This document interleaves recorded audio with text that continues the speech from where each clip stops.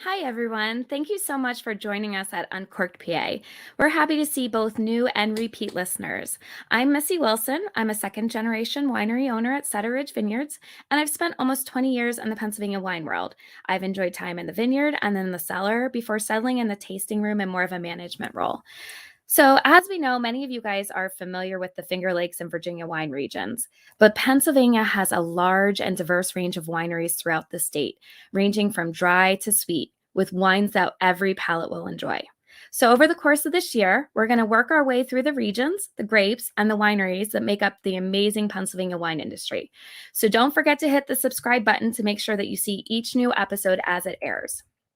So, in this episode, we're going to be focusing on the Northwest region of the state.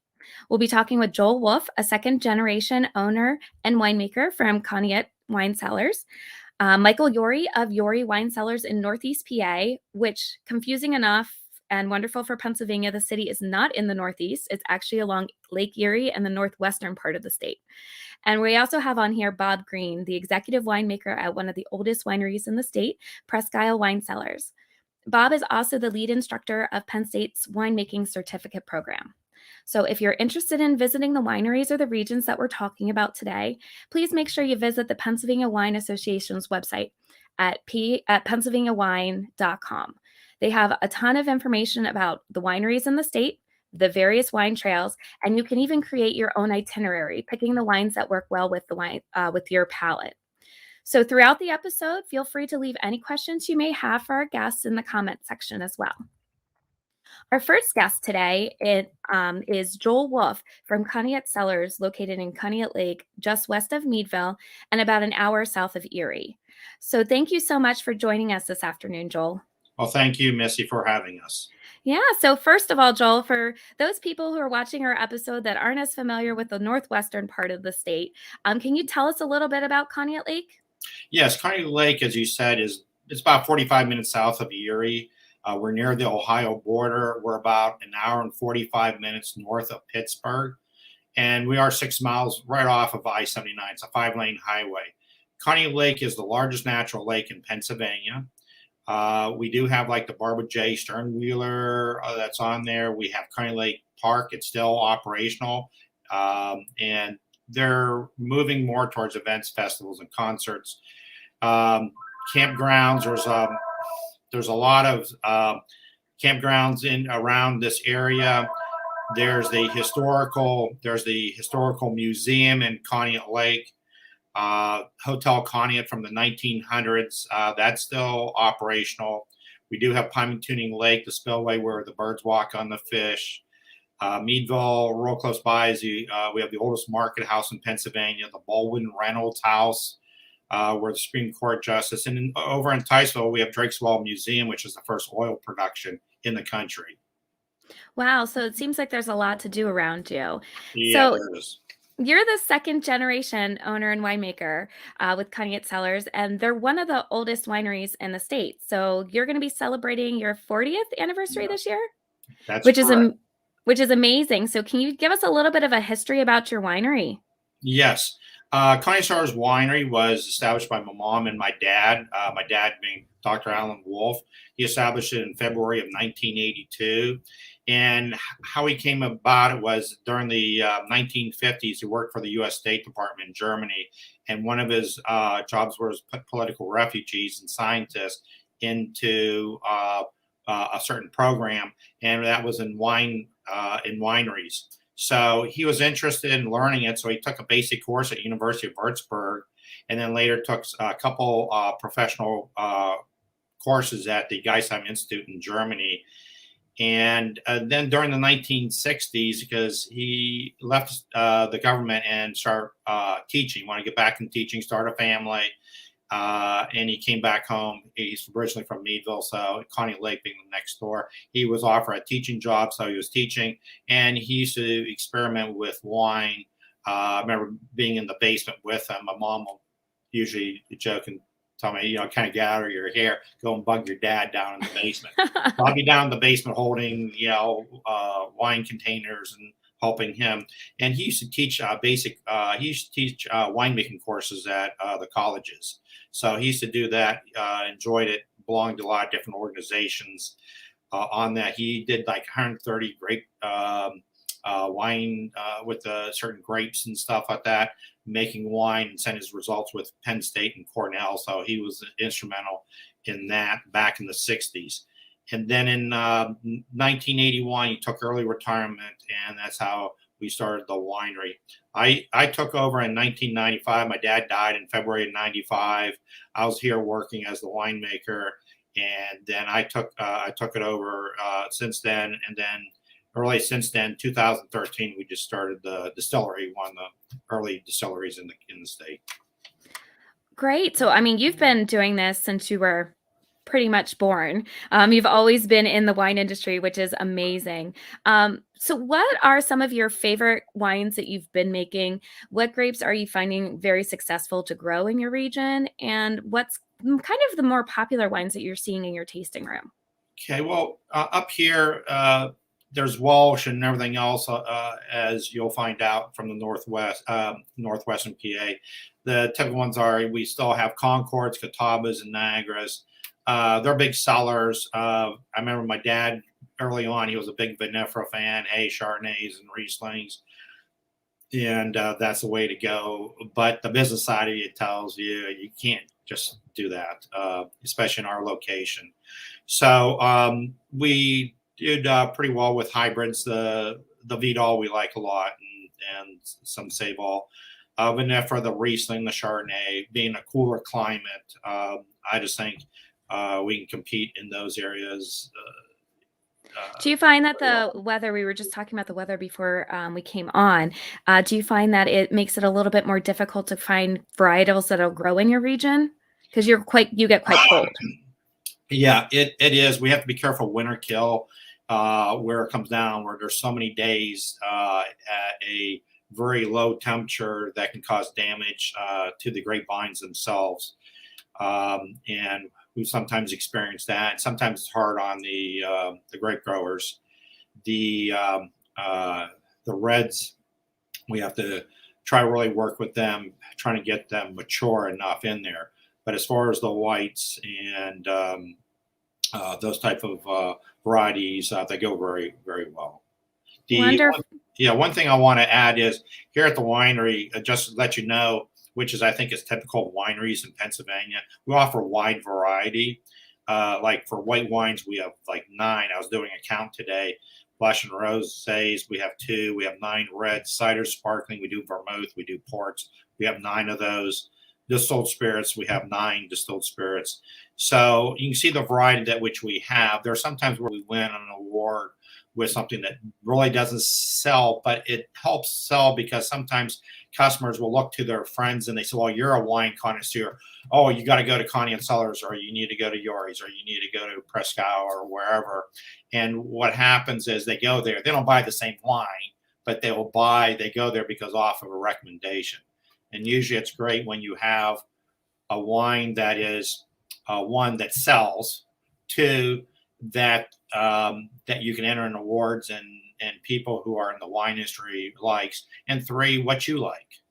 Exactly. And that's a great part. That's really what we're trying to showcase here, is the fact that Pennsylvania really has a diverse range. You have your dry, you have your sweet, you have your semi-sweet, you have sparkling.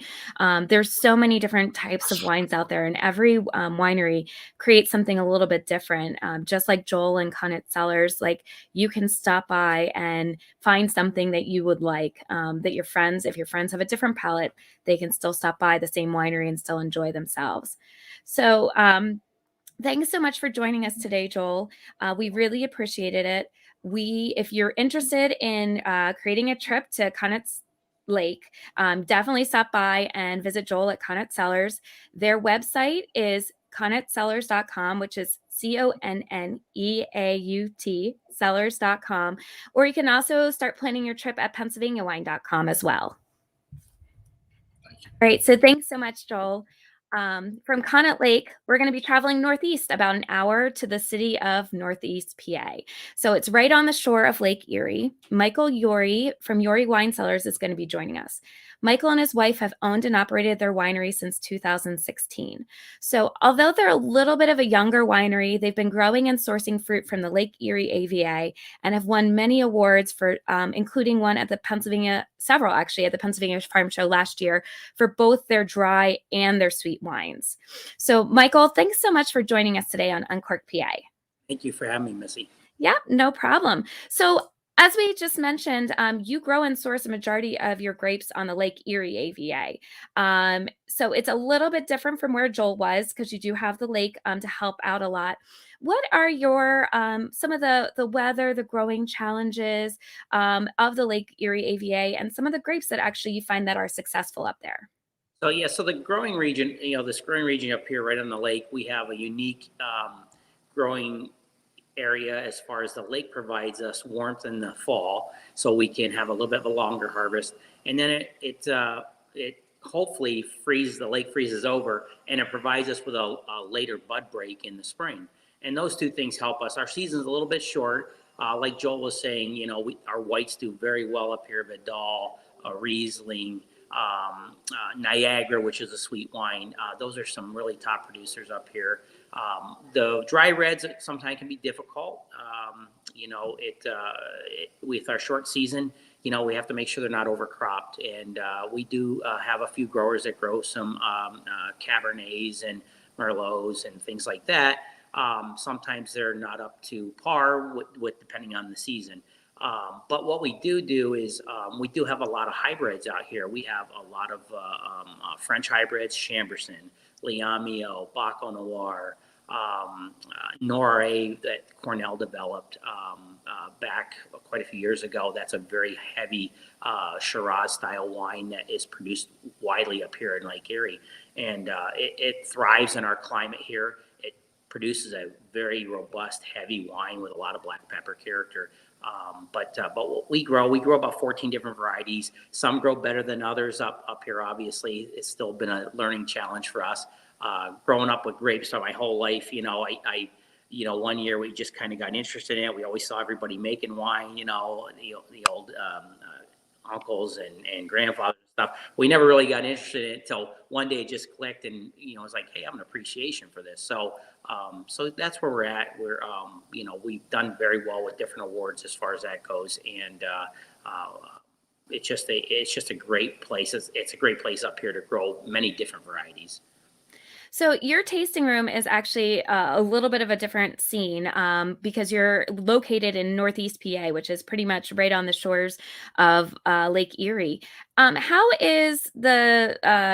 How's Northeast a little bit different than where you would find most other wineries? So we're actually right in the downtown business district in the strip buildings. We actually produce off-site at our home farm and then move everything up to the second floor and make it into wine on the second floor. It has its challenges, trust me.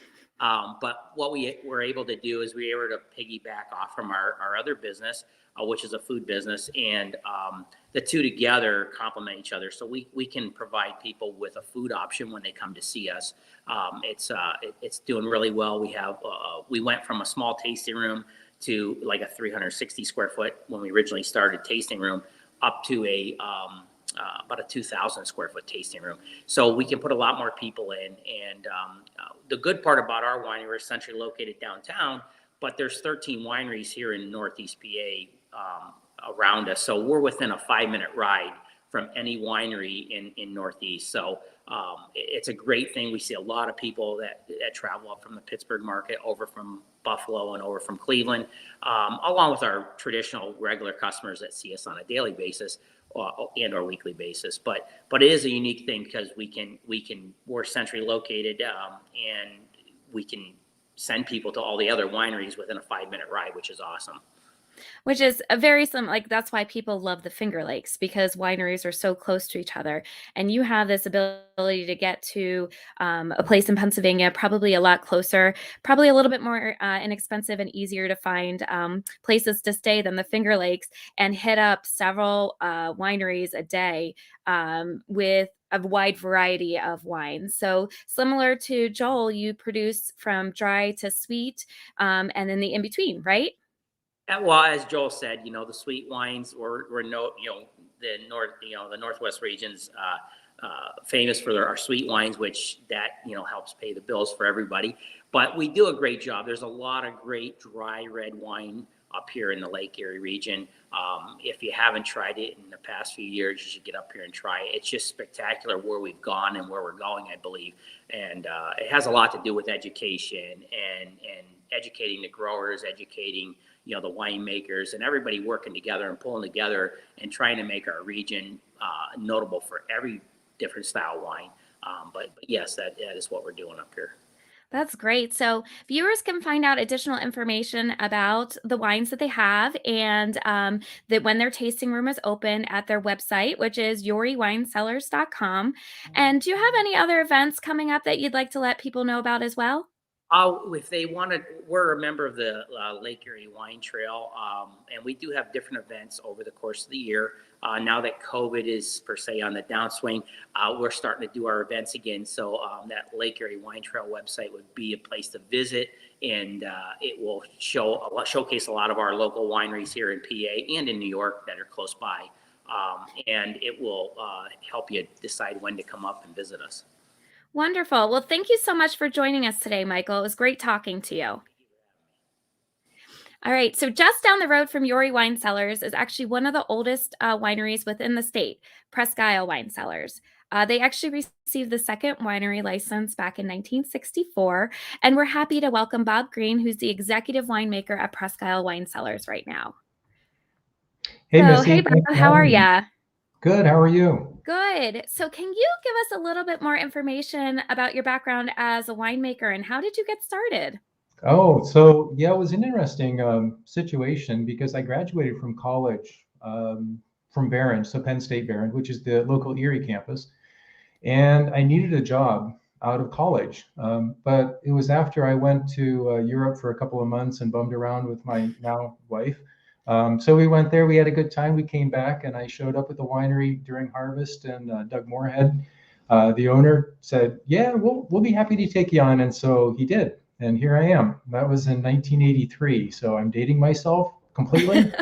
But I think it was probably one of the best places I could have learned winemaking because he was one of the great in the Pennsylvania wine industry and an excellent teacher as well. Yep, a great proponent and a founder basically of the wine industry. Right. So Presque Isle actually has been crafting wines for almost 60 years now and continuously still producing award-winning wines. And so what are some of the more popular wines actually in your tasting room right now?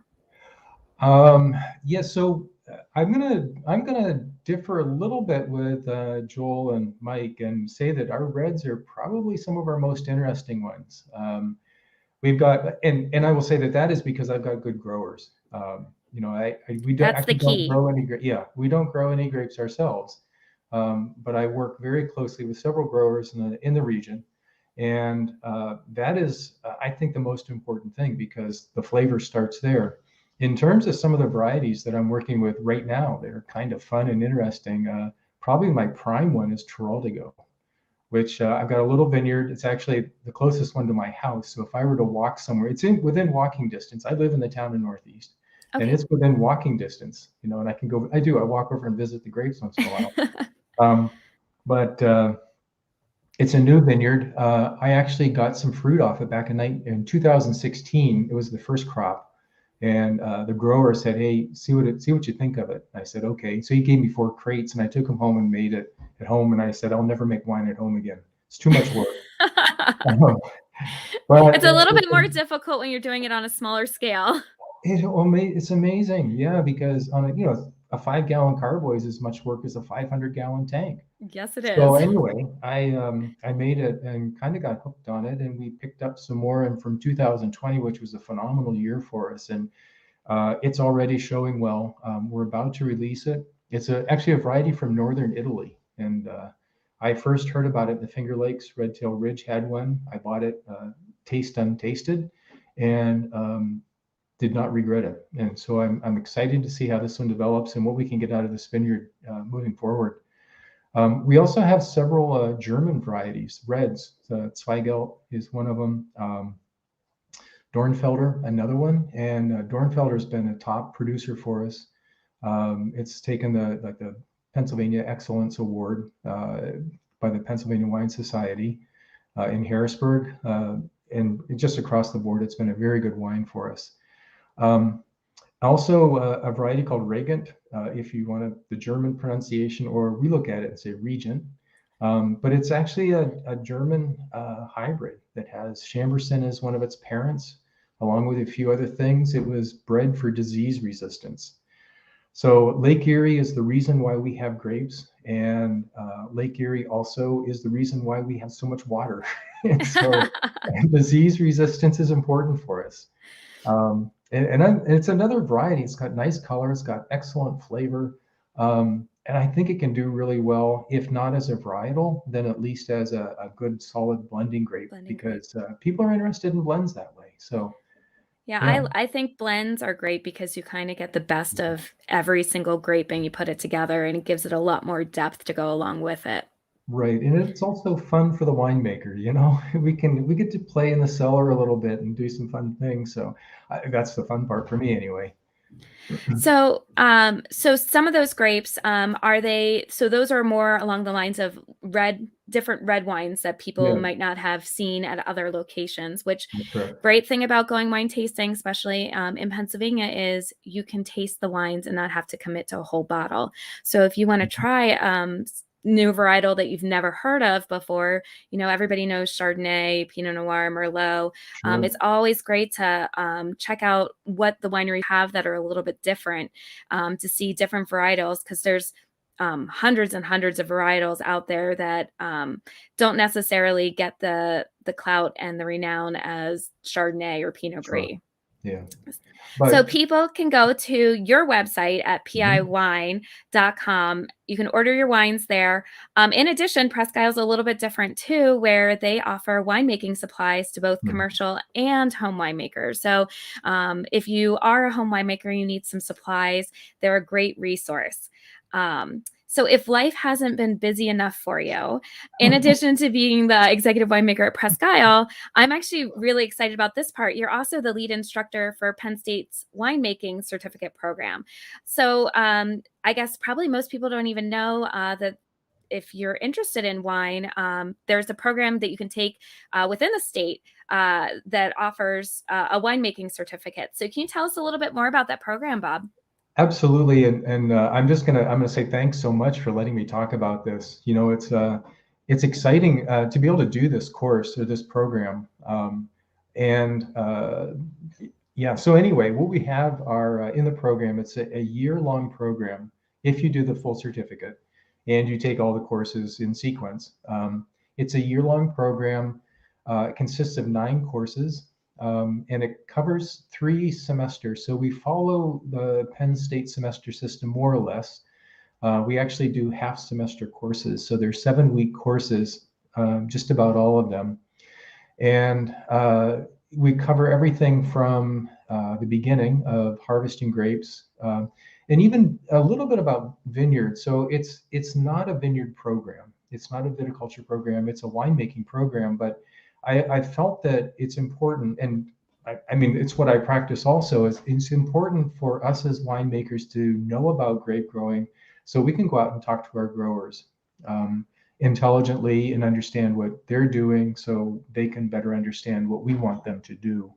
So we touch on grape growing a little bit, but then follow the process all the way through harvest, fermentation, maturation in the winery or in barrel and tank, and then finally into packaging, so different bottling options and so on.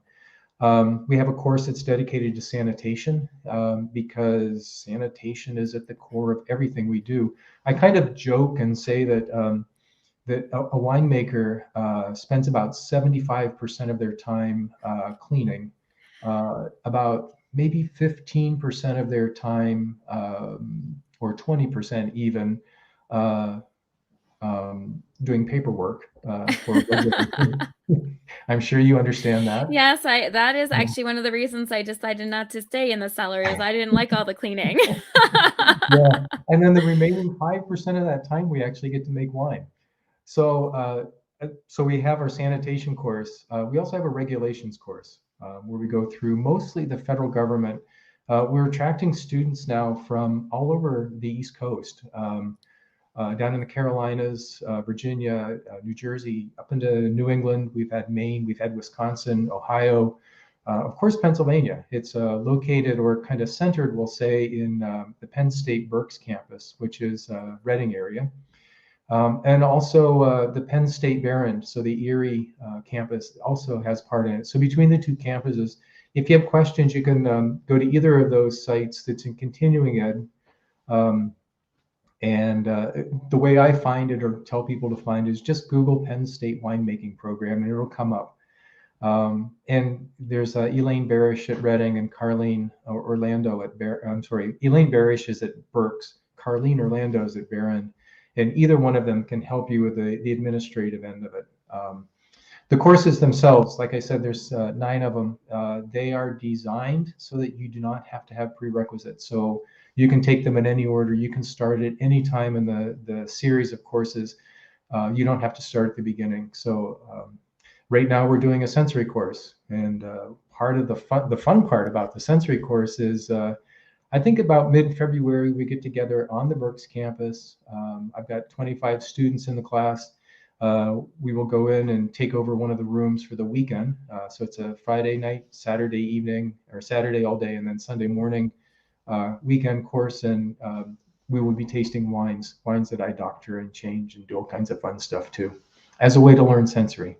We do the same thing with chemistry, by the way. That's great. So is this geared towards people interested to be coming into the wine industry or people who are home winemakers or a little bit of both?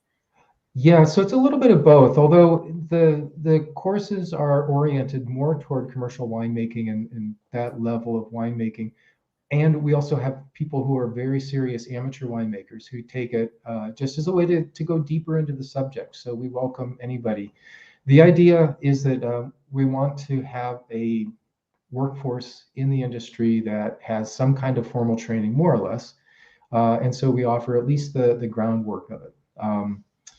And not just production, but also if you have someone in the tasting room, it's a great way for them to learn more about the winemaking process. So they can be very intelligent well, not that they're unintelligent, but a little bit more knowledge behind their. There we go. Yeah. Yes, thank you. That's a better way to say it. Yeah. Wonderful. Well, Bob, thanks so much for joining us, passing on this information about the great courses they have at Penn State. I think it's a great asset to people in the Pennsylvania wine industry, as well as people outside the state as well. If you're in the Erie region, definitely stop by Presque Isle Wine Cellars. You can visit them online at piwine.com. And then as we had mentioned before, if you're interested in adding some additional skills, if you're a more an amateur winemaker, but have some really great skills and you're making great wine, or if you're thinking about a career as a winemaker, make sure you go to just Google Penn State and winemaking certificate, and you'll get some additional information. So thanks again, Bob. All right. Thank you so much. Sure thing. So thanks so much for joining us this week as we visited the Northwest section of Pennsylvania.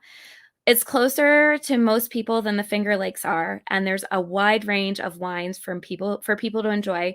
There's amazing towns and places to visit. Pennsylvania makes award-winning wines, dry wines, semi-sweet, sweet wines. So you can check out all the wineries in Pennsylvania and create your itinerary for your next trip at PennsylvaniaWine.com. Uncorked PA is streaming live the 2nd and 4th Tuesdays of every month, starting at noon. You can find us on Facebook or YouTube. And you can also listen to the Uncorked PA on Apple, Spotify, or your favorite place to stream your broadcasts. Don't forget to subscribe to the station so you'll know when new episodes are out. So we also want to thank the Pennsylvania Wine Association for supporting this program with grant money from the PLCB. And don't forget to join us next time as we continue to work our way through the state, talking to winemakers, grape growers, wine lovers, and more about the various regions, grapes, and finding hidden treasures within Pennsylvania. See you next time.